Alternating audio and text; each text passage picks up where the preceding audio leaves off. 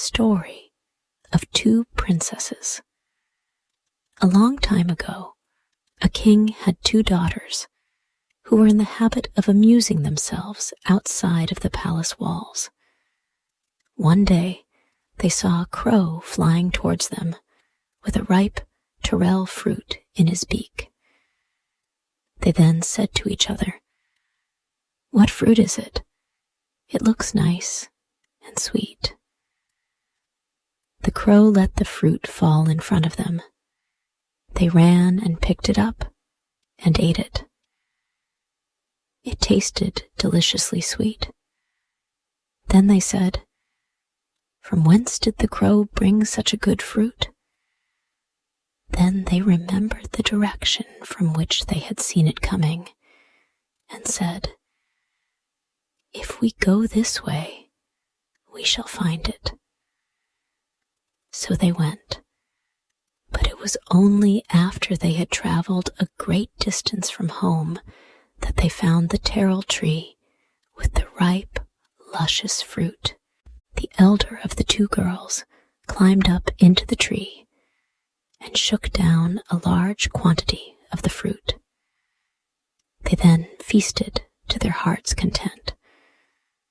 Presently, they began to feel thirsty, and the elder said to the younger, "You remain here while I go to drink, and I will also bring you water in a leaf cup." Having said this, she went away to the tank, and her sister remained under the Terel tree. The day was extremely hot, and they were very thirsty. The elder, having quenched her thirst, was returning carrying water for her sister in a cup made of the leaves of a Terel tree, when a ghost came flying along and fell into the cup of water. Presently, she became aware that there was a hole in the bottom of her cup through which all the water had run out. What could she do now? There was no help for it but to return to the tank, make another leaf cup, and filling it with water, return to her sister. As she was returning with the cup full of water, the ghost again came flying up, and, entering the water, passed through the leaf, making a hole by which all the water escaped. Again, she made a leaf cup, and having filled it with water, was returning when the ghost again came and destroyed her cup and caused her to lose the water. In this way, she was detained till very late. A king who happened to be in the vicinity saw a beautiful girl carrying water in a leaf cup, and a ghost come and make a hole in the cup so that it soon became empty. Having seen this several times repeated, he drew near and feasted his eyes on her beauty. Then he carried her away to his palace, where they were joined in wedlock. And the princess, now the queen, cooked the food for herself and her husband. The younger princess remained near the Terel tree, and although she had given up hope of again meeting her sister, still she continued to wait. At length, a herd of Hanuman monkeys came to feed upon the Terel fruit. When the girl saw them coming, she was terrified and crept into the hollow of the tree. The monkeys, with the exception of an old frail one, climbed into the tree and began to eat the fruit. The old monkey remained below and picked up the fruit shells which the others threw down. The old monkey, having noticed the girl hiding in the hollow of the tree, called to the others, "Throw me down some. If you do not, I shall not share the set cachopo I have found." The monkeys in the tree said, "Do not give him any. He is deceiving us. When his hunger is satisfied, he will run and leave us." So no fruit was thrown down to him, and he was forced to be content with the shells. The monkeys in the tree, having fared sumptuously, left.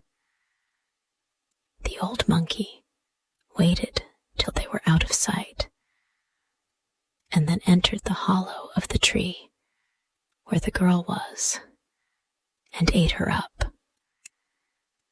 He then went to the tank to drink, and afterwards went in the direction of the king's garden, on reaching which he lay down and died.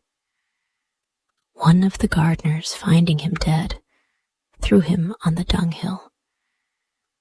From the place where the monkey decayed, a gourd sprang and grew and bore a fruit which ripened.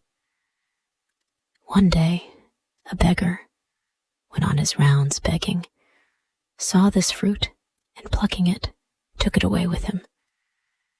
Out of the shell he made a banjo, which when played upon emitted wonderful music. The words which seemed to proceed from the banjo were as follows: "Ripe Terels, ripe Terels, oh, sister mine, went in search of water, oh, sister mine, king and queen they became, 700 monkeys old, ate me up, oh, sister mine." The beggar was greatly pleased with the music of his new banjo, and determined to take it with him when he went a-begging. So one day he set out with his banjo, the music of which so pleased the people that they gave him large gifts of money and clothes. In course of time, he arrived at the palace where the elder sister was now queen, and, being admitted, began to play on his banjo. The instrument again produced most wonderful music. It seemed to wail as follows: "Ripe Terels, oh, sister mine, went in search of water, oh, sister mine, king and queen they became. 700 monkeys old, ate me up, oh, sister mine." Having listened to the music, the queen said, "It is wonderfully sweet," and she fancied she heard her sister's voice in every note. She thought it possible that it was she who sang in the banjo, and she desired to obtain possession of it. So she invited the beggar to pass the night in the palace, saying, "I would hear more of this entrancing music." The beggar listened to the words of the queen and agreed to remain till morning. So the queen made much of him, with the intention of at length obtaining possession of his banjo. She caused a goat to be killed, and she cooked a splendid supper for the beggar, who, finding the food so toothsome, ate heartily. Wine was not withheld, and the beggar, being in a festive frame of mind, drank deeply, so that he soon lay as one dead. The queen took the banjo and placed another in its stead. She then threw filth over the unconscious beggar and retired to her own apartment. The beggar, on awaking before sunrise, found himself in a pitiable plight. He felt so thoroughly disgusted with himself that, hastily picking up his staff, cloth, and banjo, he fled with the utmost possible speed from the palace. When dawn broke, he saw that the banjo he had was not his own, and although he felt keenly its loss, he was too much ashamed of the condition he had been in to go back to seek it. The queen hid the beggar's banjo in her own room, because she knew her sister to be in it.